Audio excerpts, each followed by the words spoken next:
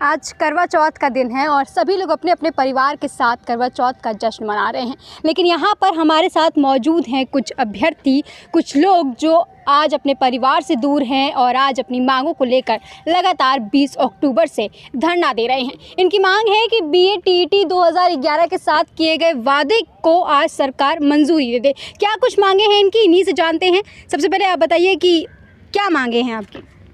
Ma'am मैं कृष्ण कुमार सिंह, जिला जौनपुर से आया हूँ और हमारे साथ हमारे मित्र भोले गुप्ता जी भी आए हुए हैं। बहुत सारे लोग हैं यहाँ पर। हमारी मांगे हैं कि जो हम लोगों के लिए कमेटी बनाई गई थी, आप देख सकती हैं इसमें 25 जून 2018 को, उसमें हम आप लोगों की नियुक्ति का मार्ग निकालेंगे। और आप मैंने सुना है दिनेश शर्मा जी उस कमेटी की अध्यक्षता कर रहे हैं। जी, वो कर रहे थे और जल्द ही कहे थे उसकी रिपोर्ट देंगे, लेकिन 3 साल बीतने को आ गया और बीत भी चुका है, लेकिन आज तक न ही कमेटी की रिपोर्ट मिली, न ही हम लोगों को कुछ लिखित रूप में बताया गया है कि उसका क्या हुआ।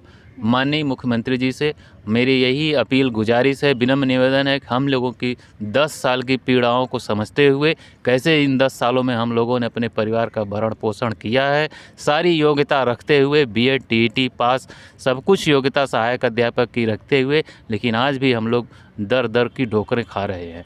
2011 में ही आपका एग्ज़ाम हो चुका है, लेकिन बावजूद इसके आज तक आपकी कोई कार्यवाही नहीं हुई है। ऐसे में कहीं ना कहीं एज का जो सीमा होता है वो भी निकल रहा है। इस पर क्या कुछ कहना है आपका? क्या कहना है मैम, हम लोग 10 साल से पीड़ित हैं और हम सब जैसा कि सब लोग जानते हैं, माननीय योगी आदित्यनाथ दया के नाभि कुंड हैं। वो हम लोगों की पीड़ा को समझेंगे, हमको इससे उबारेंगे। तो ऐसा इनका कहना है कि दया के कुंड हैं योगी आदित्यनाथ। आपको लगता है अगर दया के कुंड होते 2011 से लेकर आज तक, उनके शासनकाल में 5 साल होने वाला है समय, तो 5 साल में क्या उनको इतनी भी फुर्सत नहीं मिली कि आप लोगों की भर्ती कर सकें? हाँ, तो 3 साल काफ़ी लंबा वक्त होता है। तो अगर सरकार की अगर इच्छा शक्ति है तो 3 साल तो बहुत होता है। अभी तक कमेटी की जो रिपोर्ट है वो सार्वजनिक नहीं हुई है कि इस कमेटी में हमारे लिए क्या है, और अभी तक ये भी अब इसकी रिपोर्ट ही नहीं है। तो सबसे पहले तो ये पता चले जो कमेटी गठित हुई थी उसकी रिपोर्ट उसको सार्वजनिक करें, तो हम लोग को पता चल सके कि हम लोग का भी नियुक्ति का मार्ग अभी प्रशस्त हुआ है कि नहीं हुआ है। तो सबसे पहले तो यही हमारी मांग है कि जो कमेटी बनी थी उसकी रिपोर्ट जो है उसको सार्वजनिक कर दिया जाए। कहने को तो दिनेश शर्मा जी उप मुख्यमंत्री है, लेकिन अब जब उप मुख्यमंत्री किसी कमेटी की अध्यक्षता करते हैं तो उम्मीद जो होती है न्याय की वो ज़्यादा बढ़ जाती है, लेकिन बावजूद इसके अभी तक कोई कार्यवाही नहीं हो पाई है। देखिए, सबसे बड़ी बात यह है कि दिनेश शर्मा जी जो कमेटी के अध्यक्ष थे, दिनेश शर्मा जी बारंबार ये कह रहे हैं, हर बार जब उनसे हम लोग मिलने जाते हैं तो ये कहते हैं कि मैंने कमेटी की रिपोर्ट मुख्यमंत्री जी को प्रेषित कर दी है। जब हम लोग मुख्यमंत्री जी से मिलते हैं तो वो ये बता रहे हैं कि कमेटी की रिपोर्ट उन्होंने मुझे प्रेषित नहीं की।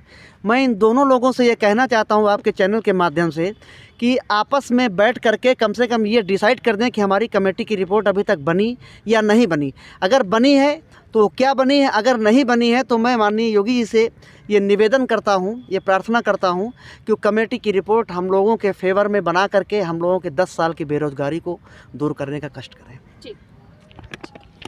तो आपने देखा यहाँ पर जो लोग बैठे हुए हैं वो 2011 में इनका एग्ज़ाम हो चुका है, बावजूद इसके अभी तक इनकी भर्तियाँ नहीं हो पाई हैं।